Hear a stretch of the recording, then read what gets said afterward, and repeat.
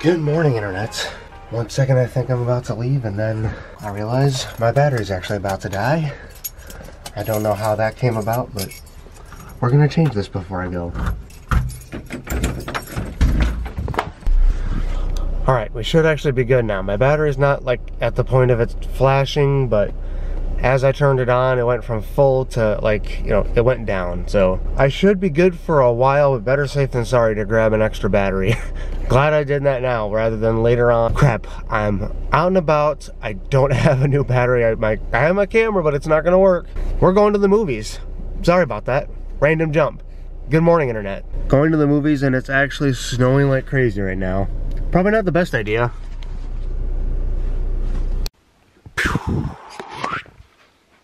Transition. Gotta love that, right? Okay, so let's just get this out of the way. I can already tell the vlog just started and it's already super bizarre and kind of fast-paced. And what is going on here, Jeff? Let's just make this plain and simple. We're transitioning later into tonight. When I started the vlog earlier, I was going to my folks. It was like 3 o'clock. It's like 11 now. Basically, I spent my day hanging out with my dad and we went to see a movie. And believe it or not, I had the camera. I was ready to film with him. I'm not gonna make any excuses, it just didn't happen. I had the mindset I want to film with him this time, and to be completely honest, he probably would have filmed with me. It's not to say that he always doesn't like being on camera. There is times that he's okay with it, like I can just ask him, but tonight was one of those nights I honestly just wanted to enjoy just another family thing. Do I really need to go into large details about that? He had family time? Tell us more. Why don't you want to film around your family? I worry way too much. I know, you guys aren't thinking any of that crap. I'm probably making a lot of this a lot worse than it seems, or a lot harder on myself than it needs to be. But let's get away from that. We finally went to see Cold Pursuit with Liam Neeson. It's been maybe a week or two since that actually came out. That theater was still well packed. I'm not gonna lie. I mean, it wasn't every single seat in the house, but a good portion behind us and a couple of rows in front of us were well packed, and we were right in the middle, so I'd say that theater was well stocked with people. And I'm gonna say it right now, you guys know me with Liam Neeson movies. It was good. I know not many of you want to watch a Liam Neeson movie, so you know, I'm not gonna sit here and say, go watch it, dang it. I recommend it personally, but if you don't want to watch it, you know, we all know me and my thing with Liam Neeson, so there's that. I'm gonna sit down here so I don't pace too much, but I hate to sound cliche like my usual self, but it was a pretty fun day, and it was actually a really good movie. Let me dive actually a little bit deeper into this, guys. This wasn't actually a traditional Liam Neeson movie. Like, his daughter is kidnapped, or his son is kidnapped, or his family's in trouble and he has to get them out of it or something. Like, I really don't want to spoil too much in case some of you do actually decide to watch it. Sorry, stupid me got distracted by that show. Let's talk about this. Let's talk about that. Can I not do that? Come on. Come. Don't walk away. Don't walk. Hey. You stay right there, okay? We're good. I didn't know all the actors in this one, but there's only 2 that I recognized. Obviously Liam Neeson right off the bat, and one that I can only say is from The Fault in Our Stars. I did not see that movie, I just saw her, yeah, okay.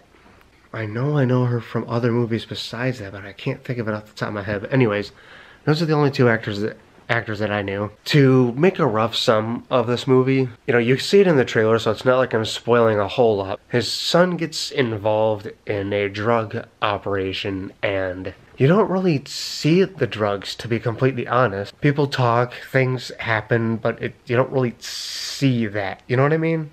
I mean, if they did, maybe I missed it, but pretty sure that's not how that goes. Anyways, and he basically just, you know, does his Liam Neeson thing and kicks some ass. Funny thing is, he's the main star of the film, but I'm thinking classic Liam Neeson stuff, and you see mostly him throughout the film. Like, you see the other people, you know, just to change it up and develop a different story. You didn't see Liam Neeson, like, as much as you usually do. Like, he was there, he was a good presence, but the, like, villains of the movie, if you will, they were a bigger presence than they usually would be. The whole thing wasn't even really usually a big action thriller like Liam usually does. Like, it was still a Liam Neeson-esque film, no doubt, but, and I could say his name over and over again, whatever, sorry. This actually had more of a dark comedy feel. Like, it was dark, but it was simply, there was a lot more comedy in it than there usually is with him. And I gotta say, I kind of like that. Like, I love seeing the Brian Mills and Michael McCauley, the commuter,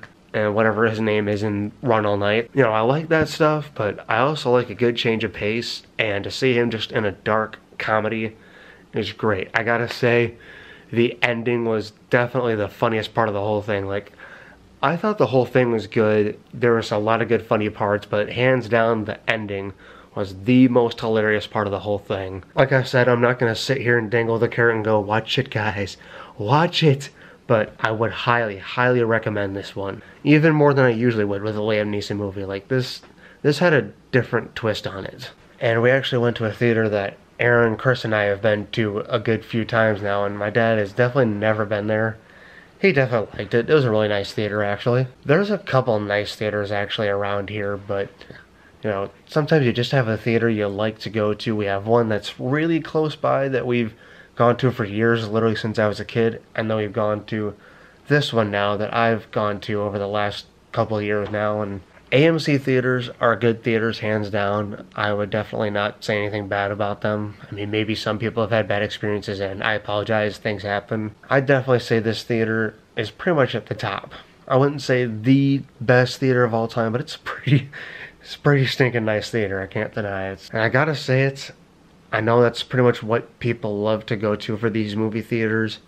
The comfy seats, you know, the big leather reclining seats, which, to be honest, my folks and, you know, Aaron and Chris, you know, they utilize the crap out of those recliners. Not that I don't like recliners, I don't know why, I don't really utilize them too much. Like, when I'm watching a movie, I don't like to just kick my feet up and go all the way back and relax. Like, I like to actually just invest myself, sit up, watch, and just get involved with something. Not that you can't get involved just laying back, like you could, but I feel like I get too relaxed and I don't pay as much attention to movies when I do that. Like, I actually have to just sit up and really get into it, you know? And not even just the seats, like the fact that they bring your food and drinks to you, and almost like a drive-in theater, like they actually serve you in the theater.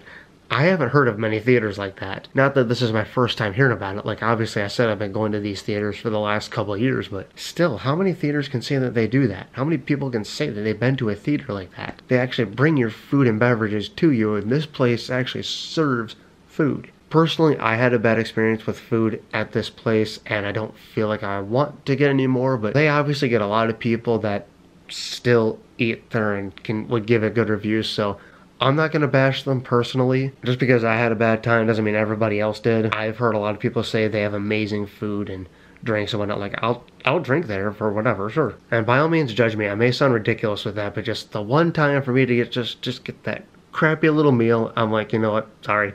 I'll take my chances, you know, finding fast food or something on the way there or on the way home. Just have a drink, watch the movie, call it done. You know, it's a nice theater still. I gotta say, I know a lot of movies have the experience of a big screen, things get loud, you get well invested, but like, these theaters are extra loud. Like, during a big action scene, it's insane. Like, it doesn't like make your ears ring afterwards, but it's got some good volume.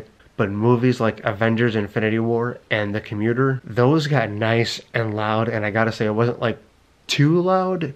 It was just loud enough. It's like, holy crap! It's awesome. I gotta say, there's not a lot of people out there I know that would actually like that. They just want a nice, quiet setting, watch a movie.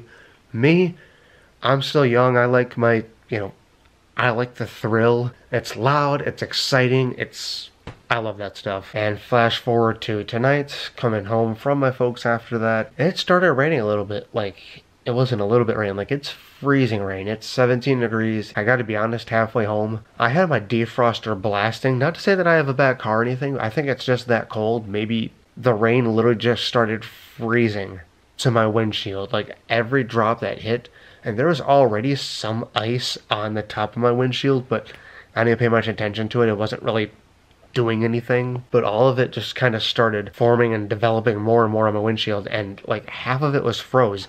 I had to actually like, oh crap. Things like that kind of get to me sometimes. Like, do I need to pull off the road or something? I mean, the point that I'm like, maybe just slow down. I don't want to just get off to the side of the road and then try again later because it's freezing rain and it's nighttime.